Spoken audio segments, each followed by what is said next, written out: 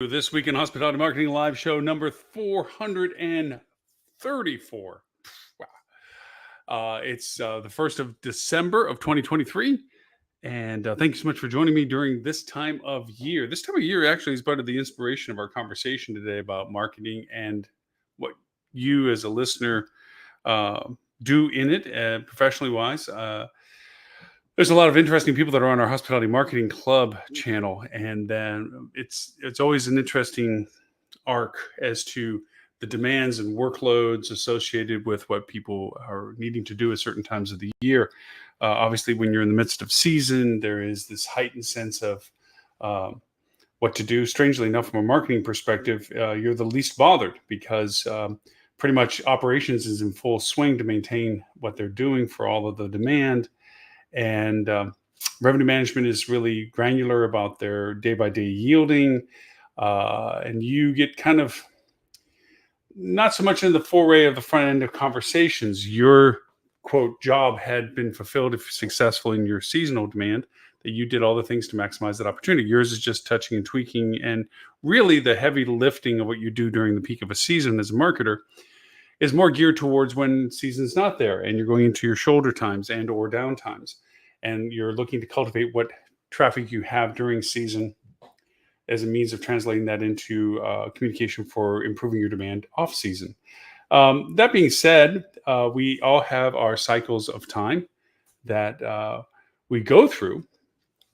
And this time of year for a marketer tends to be relatively, again, quiet. The reason for this is we are very close. We're only within 30 days of a new year. We're at the tail end of the fourth quarter. Our annual budget is where it is. Other than maybe trying to shoehorn some things to optimize for the rest of this year, you're really more dealing with logistically availability of people that you deal with on a regular basis, your own team members, your vendors. It's a matter of now people taking personal time off. There's holiday interruptions, there's holiday parties, there's corporate events. Everybody's in that gear mode of ending the annualization. Now, operations, having been there, done that, we're all sitting there going, that's great for you guys. We are freaking heavy tilt. If it's not a banquet event, it's occupancy issues, holiday demand. That's one of the things about food and beverage and operations is holidays is just another work day. It's the price you pay to have the career that you have, in the sense that it's just the joy of being able to be the people that provide the service to the people that enjoy the holiday season. So why am I saying all that? Because in our cycle of work, and it came up in our discussion in the Hospitality Marketing Club, so much of our time, justifiably so, is dedicated to tasks, problem solving, projects, solutions, resolutions, creations, flow throughs, adapting and changing to what is demanded to us. That's what we earn our income from. That is our role in our organizations. But it can be very exhausting for everyone and every department and everything. I'm just going to isolate up because we are a show about marketing, not for hospitality, how it relates to us as marketers and for those who deal with marketing for hospitality. And that is, this time of year, you're pretty much on the set mode. Things are done and finished. You should have already been working in July for things that are happening now, and so forth as you progress forward, and only a sharper point to the pencil as time became more into the window of opportunity did you get more detail. Most of the things were already preconceived. Holidays are a very valuable marketing strategy as to definitive times. We know when Christmas is. We know when Hanukkah is. We know when New Year's is. We know when Thanksgiving is, Boxer Day, whatever day. All of these things that impact our business cycles. And depending upon the type of our location and destination interests, it's first of the snow season or cold snap, bringing people to a warmer climate, whatever those things are. We know those influences. So we've done our homework, we've done our work, we've done our setup. What is interesting about this time now is we can invest in ourselves. And I mean that from a very real value proposition for what we're held responsible for. As I mentioned, we have a heavy cycle of demand on tasks and projects and problems that we have to face with our time consumption. And sometimes it's overwhelming in the amount of time we have to dedicate to it and so forth, the long work weeks and what have you. When it comes to creativity, when it comes for curiosity, when it comes for education, it gets backburnered very quickly and oftentimes quite regularly. Um, we just can't seem to either have the time, the motivation, or the validation of learning and being curious. So that was a very long introduction to my topic discussion today, which is giving yourself time to play. I came up in conversation with different clients in different contexts these past couple of weeks, and in the club, we talked about when do we self-invest? When do we take the time to learn a new skill? When do we take the time to follow through with more than just awareness? Um, Let me talk about awareness in comparison to what I'm talking about in the sense of giving ourselves time to play. Awareness is keeping literate on the topics that are in our culture, our environment, things that impact what we do as a business. Seeing an article about the changes in custom audiences for GA4 as an update is an awareness. That's not what we're talking about. That's just, okay, that happened. Learning is taking the time to go past that awareness into what does this mean for me? That's a vested interest of, okay, this is something I should spend more time on because it's going to affect potentially, if not now, down the road, how we're going to be doing things or what our opportunities of using new tools are. So there is a investment that has a higher priority compared to other things. And you might take the time to fully flesh out the article. With that said, I want to bring up an interesting statistic, and I think I referred to it even last week. And I found this staggering. 64% of all shared content is not fully read or reviewed by the person sharing it. It's moved forward when they feel like they've got enough of what they're looking for to know whether or not by sharing it, it's worth their time to do so. A lot of times, people share content because it amplifies the persona that they display online as to who they are, of being that person that knows these things. Here, I'm sharing this article that I think everyone that is following me should be interested in. I know over the course of the shows that we've been doing for all these 10 years, we've talked about my definition of viral. Viral is basically content that you feel represents your digital presence that is shared with people that share your sentiment of thinking it'll improve their digital presence, and they share it to their people as well, and so on and so on. And that's the multiplier that creates a viral post, a viral content.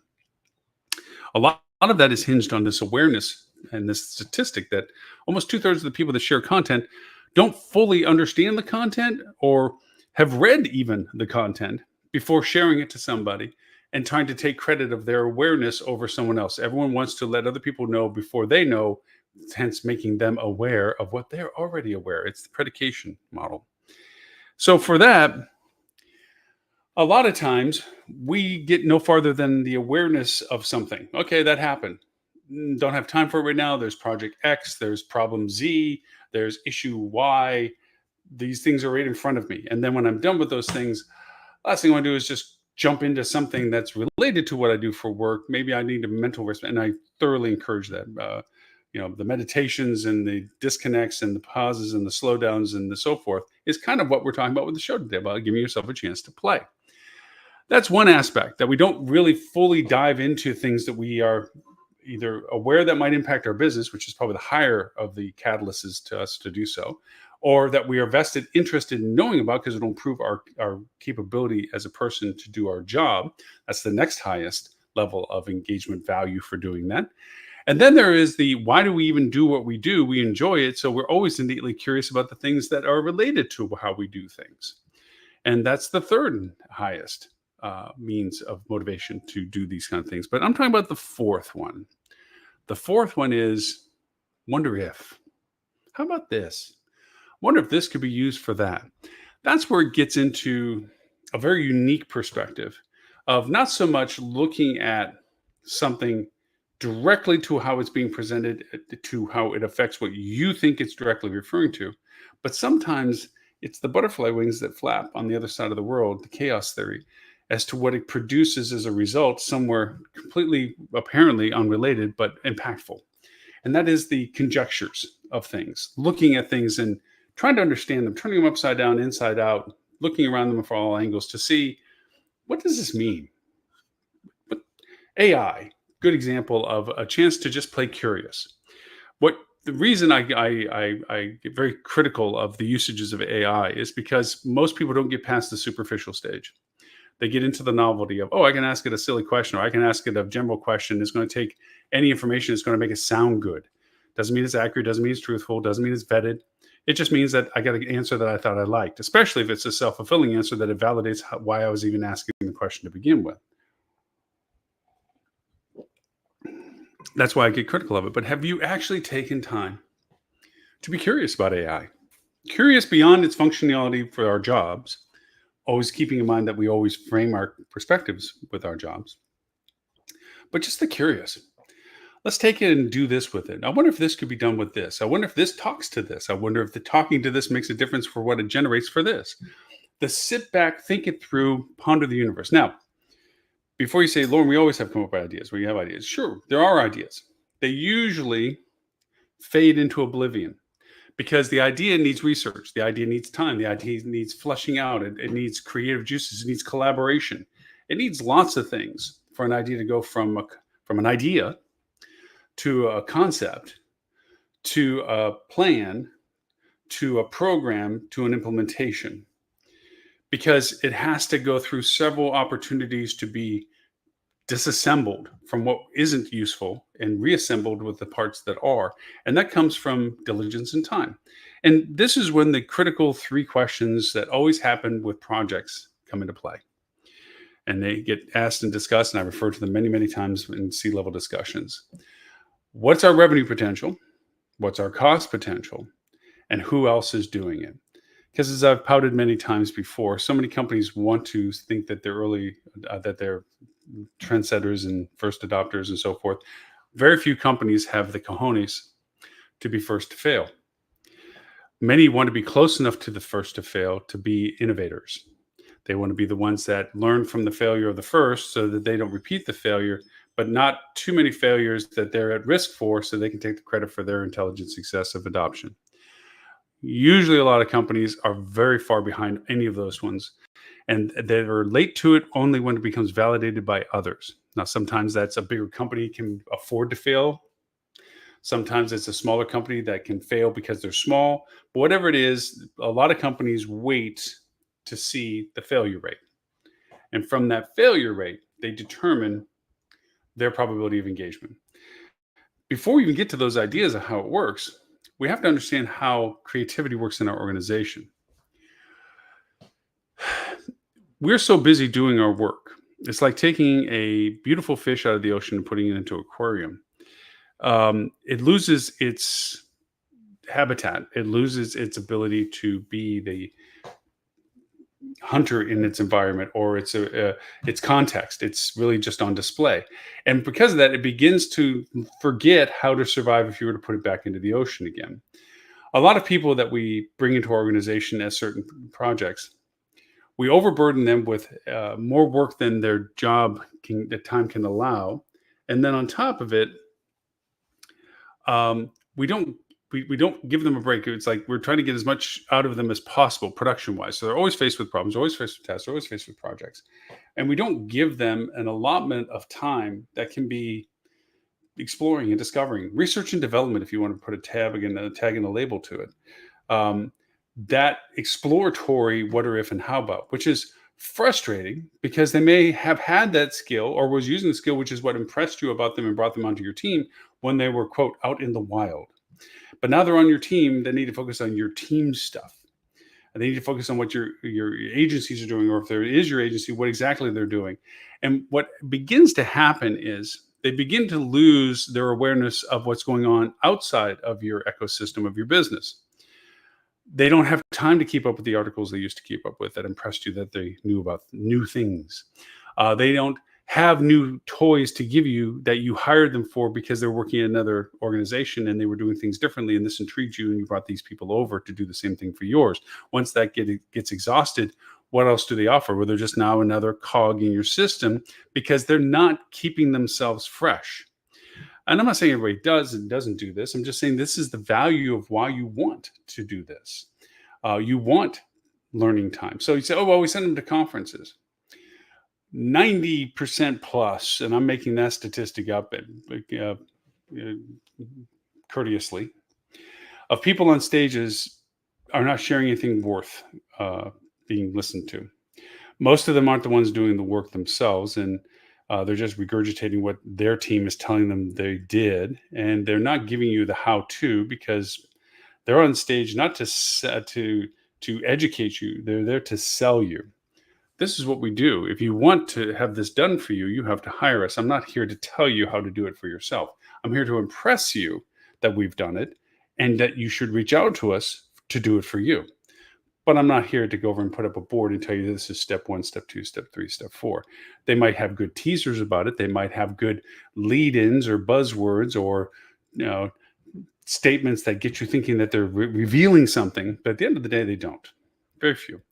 And then there's training courses. Strangely ironic, the training courses are really also just sales gen leads to get engagement of your interest in it so that they can pitch you why they can do the services that you're interested in learning about. We're in that trap all the time. So both sides know what each other side is doing. So it's this mixture dance of how can I get out of you what I want at a cost that's affordable to me for what I need, and you're on the other side trying to figure out how to get as much out of me for what I want, for what you're willing to sell. That's the dance we have at conferences.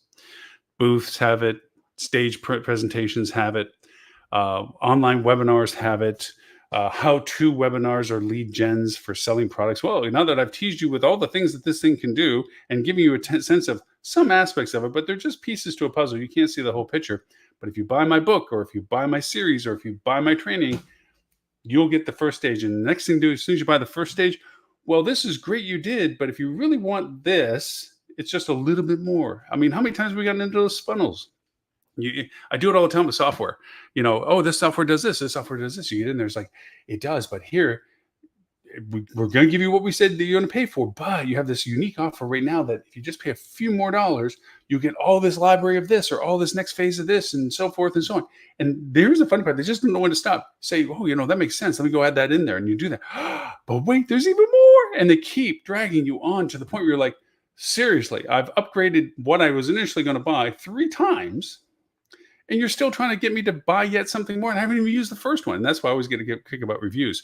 Can you give us a great review about our product? I just bought it. I haven't even unwrapped it yet. How am I going to give you a review about this? If you give us a review, we'll give you something free. Okay, I just unwrapped it. Good luck with you guys. The idea is that it's very hard to have somebody offer you the manna, the bread that you want for a solution. A lot of times it just takes good old-fashioned curiosity and research that takes time to look for and be aware of the changing world. Now, I feel very good that I've come comfortable with the pace in which things change in our industry. Technology, usabilities, functionalities, means, logistics. As I span the entire time I used to do all of this, I'm in amazement of what we used to be happy about 15, 20 years ago is not even table stakes. It's default bad to even think we would do the same things or try to do the same things now, how much things have progressed.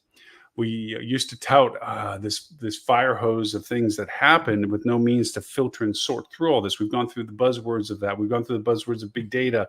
We go through a lot of buzzwords every year as to things that overwhelm or excite us as to things. And I feel pretty good about that I've kept up with modifying how I keep track of things as the pace increases. I've done that by realizing there's just certain categories of things I'm interested in. I can't keep up at the same pace of certain categories that I need to be more in tune with. Curiosities of things that I like to do play a backseat to the things that I need to know more about because I'm actively involved in using those particular things or functionalities or means and processes. But I feel pretty good about it. I can tell you that right now, end of 2023, as we go into December now, into 2024, I'm nervous in my ability to keep pace with even singular topics, primarily AI and data. It's been a high focal point for me now for several months, especially with the transition to GA4, the lead up to the transition to full GA4, now GA4 being expanded and used and so forth. What's happened is in one of those funnel charts, more and more resources are being allocated to lesser topics or fewer topics because it requires more time to understand them, more time to invest in them, to keep pace with the new changes that are happening to them. And what's happening is instead of being generally aware of some things, I'm specifically aware of certain things. And I'm to scale moderately aware of other things. And I'm casually aware of other things. It's turned into this scale of availability. And that's all good until one of these ones that you're not paying full attention to or partial attention to all of a sudden becomes a major attention to. Case in point, GA4. GA4 was one of those topics 2 years ago that was being kept aware of by me. Then it turned into a heightened topic. And then it turned into a primary topic. And it's now fractioning so many places because what most discussions don't happen is the functional use of GA4, its adoption of so many things in so many places, and what they're doing with it as it connects to the ability of artificial intelligence is giving us a whole new realm of possibilities of what can be done with that combination. But I find bedazzling, like walking through a field and picking up nuggets of gold, is that there are so many things that are being produced for other reasons that when you take the optics and the filter of what it can do for hospitality and look at these same tools that are built for other reasons or functions that are used for other purposes, you begin to see this amazing network of possibilities of what things can do to improve our industry, our marketing, our operations, our revenue strategies, our perspective on guest engagements, so many things. And for that reason, I look at it and say, when do I have the time? I have work, as everybody has work. So I have tasks and projects to do. I have things to accomplish, goals to make, targets to hit, so forth and so on, as with everybody. When do I get to think those big, lofty thoughts of, wonder if there was an AI that wonder if could talk to this? And that's where this whole concept of the topic today of when do you have time to play? When do you take the time to say, this isn't about a project, this isn't about a task, this isn't about a problem. This is about thinking about things, thinking about stuff. Now, you may say, well, I'm going to go and have entertainment. This is not a replacement of entertainment. This is an idea of taking the time that you had an idea like, oh my gosh, I just read this article and there's this one. I wonder if this is possible. And that you might even have to remember to track that idea. Hey, go look at such and such. I've looked at a lot of my dictation notes, my quick notes, my reminder notes, my wake up in the middle of the night, let me write that down before I forget it notes. And a lot of them I'm going, what was I thinking? What? Because I didn't give enough context to what my idea was. I knew it was brilliant when I thought of it. So much so I don't even know what I was brilliant about when I read it again. I know that can be possibly an old age thing. Who knows? Maybe there's better ways to do it. I welcome anybody's comments in chat and on the channels that we're broadcasting on to give me any of their insights as to how they keep track of things. But a lot of times these ideas never get fleshed out. And strange as it may be, sometimes somebody else may have thought the same thing and acted on it and created something going, God, I had that idea. That's exactly what I thought of back when. Well, when was that? Oh, well, years ago, but you didn't do anything about it. So many ideas get lost into the ether as to, well, that would have been great if we could do this to this. Wonder, hey, we just found this tool works this way. I wonder if it connected to this, we could do this.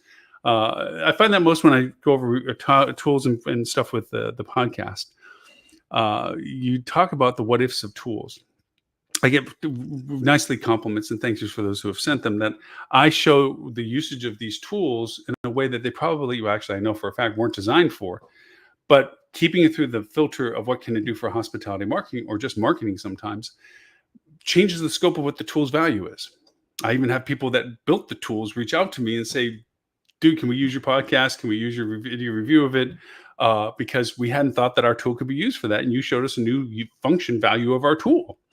After we'll be talking about one of those today, completely unrelated to our conversation today, but it's about being able to just literally identify an area and ask all the demographic information you want about it. It's just such a cool thing. You click on it and it'll tell you populations and work and income levels and everything else down to the zip code. So it's clickety, clickety, click. So if you want to go over and look at feeder markets and get a little bit more sense of why am I getting traffic from that feeder market, you just click it. Anyway, podcast conversation for today. And we'll go over the tool that does it. And it's really a cool tool and dirt cheap. It's just somebody took and said, here's this database and here's AI. And I need to make a UI to make both the user interface to make both of those work. And they did. And they made it affordable, like dirt cheap affordable.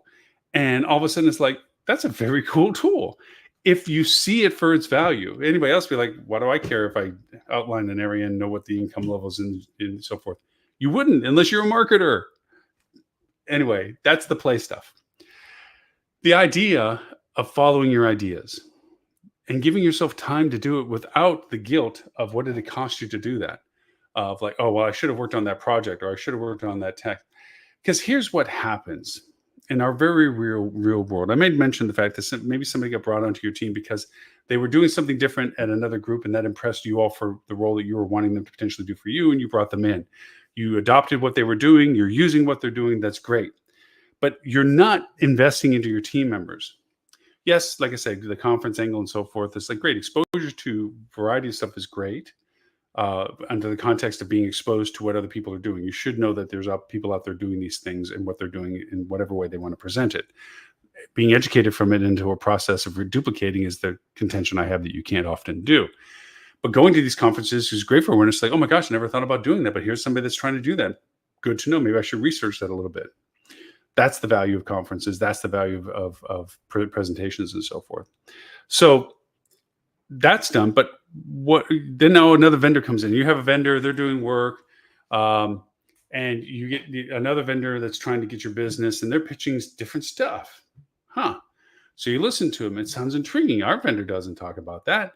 And, so then you decide, well, this is something new and different. Let's go chase the shiny object.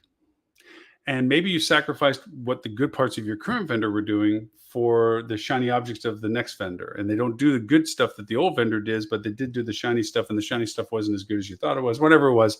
We seem to be intrigued with the idea of newness and innovation.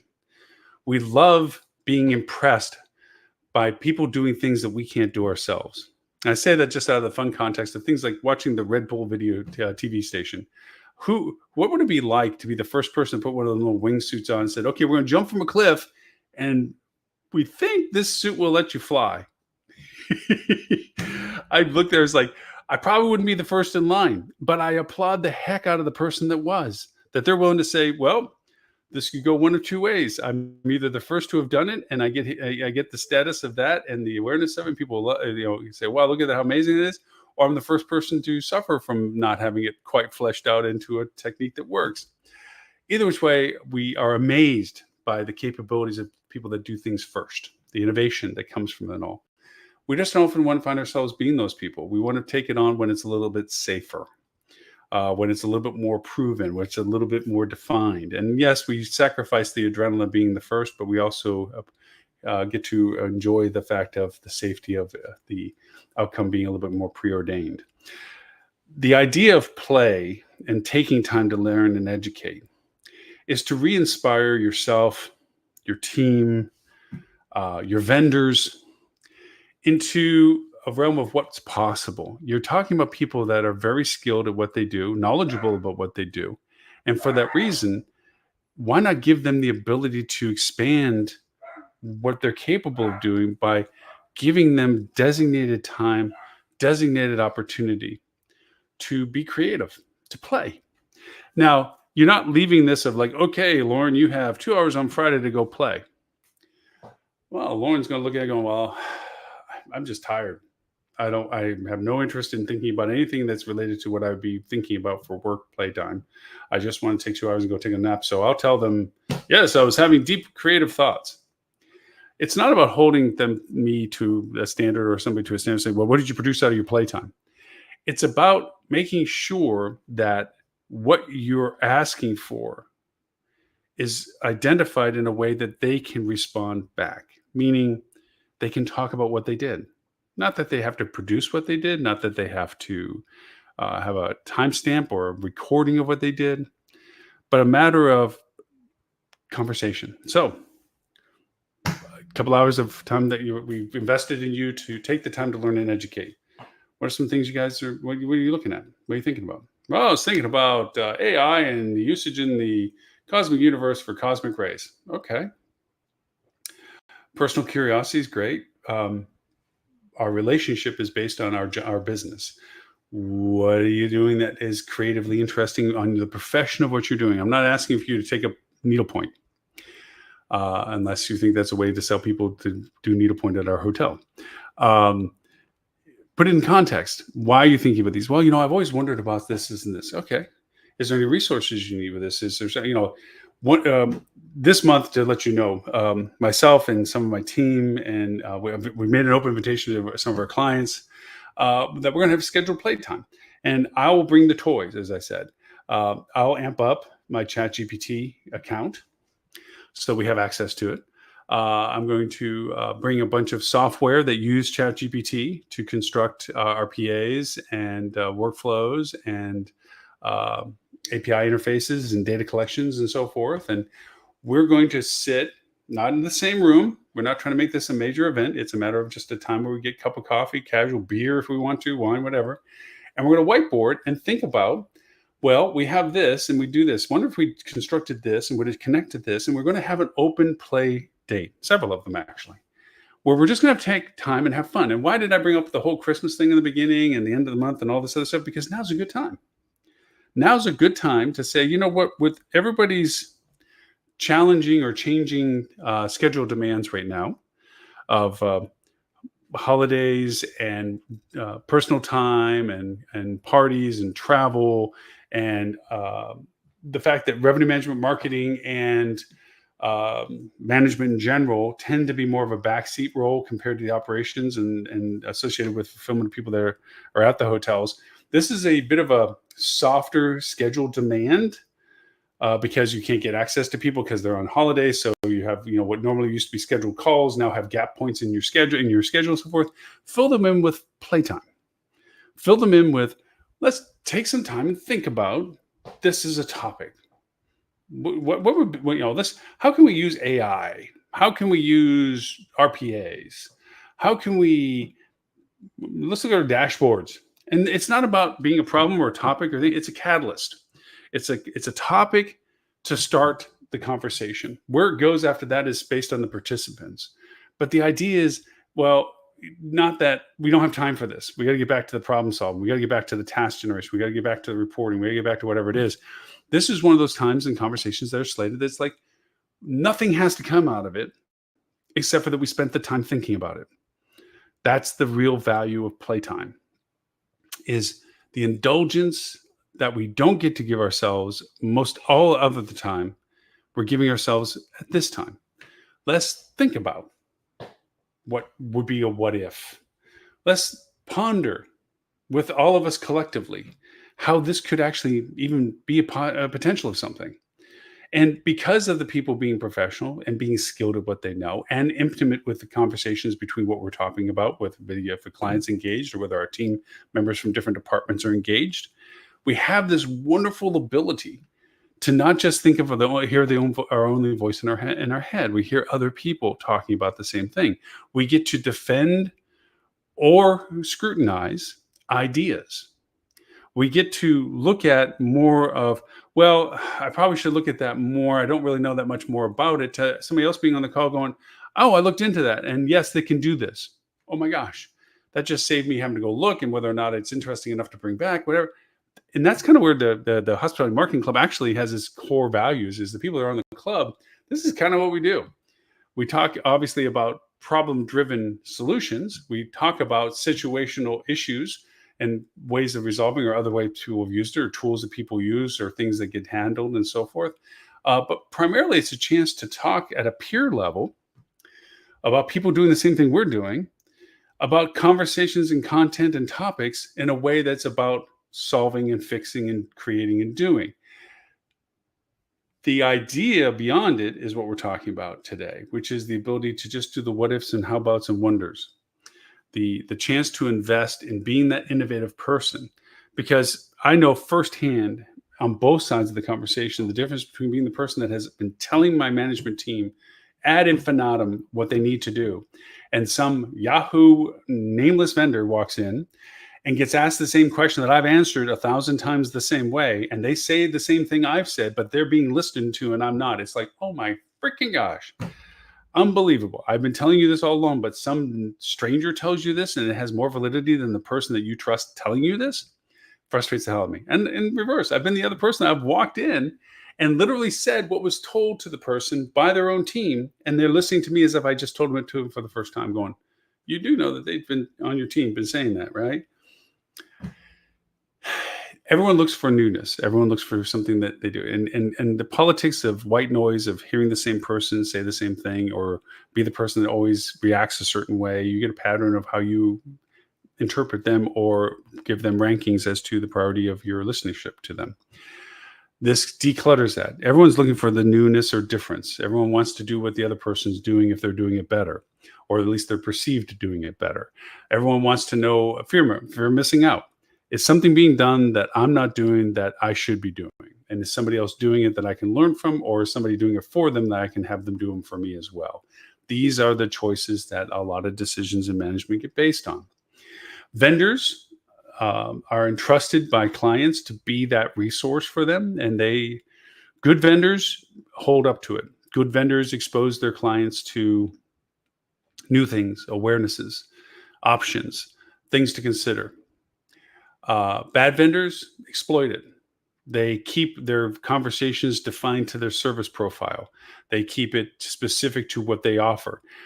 They're also probably the same vendors that manipulate the reporting in such a way that the featured numbers always are featured positive for them, even though they might not be the same numbers from the previous month because they didn't feature them positively the month before. The adaptive reporting process that we've condemned so many times.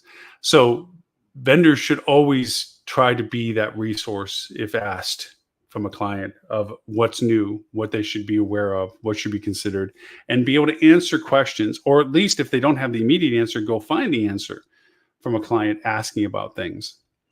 And may not mean that it's in their service profile. It might mean that there's other resources that might be under consideration by the client to consider because you or they as a vendor don't offer them, but they have already isolated the fact that it might be valuable for the client to include them. That trust from a vendor gets rewarded by durability and collaboration. They don't get thrown out all the time like, well, you guys can't do it. And even though you told us we should be doing this and you found us the person that can do it because you guys don't do it, we're going to kick you out anyway. That's very, very rare of a conversation. Not that it doesn't happen, but it's very rare of a conversation. Usually it's like, wow, we trust you, which is way more important in so many ways than so many other things that other vendors try to say is tangible. So the idea for our conversation is about taking the time to go play, the genuine time, the curiosities, hey, that was an idea that I thought about but never fleshed out. Let me go back and look at what's tangible about it. Is this still an idea, or is it just a crazy thought at the time and taking it under scrutiny? Maybe not as much. The what ifs, the how abouts, taking the opportunity to talk through those, think about them, look for resources, or if there's something that piqued your interest, taking the time to look at those resources. I've really taken a shine to a present that was given to me last year by one of my clients, and I thank her very much for it. It's been a huge benefit. There was a masterclass stuff where you get to listen to some very well-known people that are successful for how they are successful, share their perspectives of things. Some of it's just fun and interesting. Other stuff is useful and profound. Also, the fact that there's so many places to get content. First, free, exhaust free. And you might say, well, free is what you give, it's what you pay for. Yes, to a lot of extent, but there's also a lot of lead gen stuff that people have to throw out some kernel of truth to get your interest to think they're going to get your contact information. There's a lot of shared papers, and gosh knows there's a ton of people out there trying to just gen AI stuff and say that it was them that wrote it. But you can quickly sort through that uselessness and find out that stuff that is useful. Look for the helpful guides. Look for the tidbits of stuff that, knowing that you're going to download such and such guide from some vendor about something that you're interested in learning more about, you might get 1 or 2 pages of relevant usefulness a couple of pages of validating statistics and a whole bunch of pages about sales pitches of what they will do for you for all of it. But take the 1 or 2 pages that have data. I constantly am scraping little bits and pieces off of things. I have automations that will go over and research based on topic and content.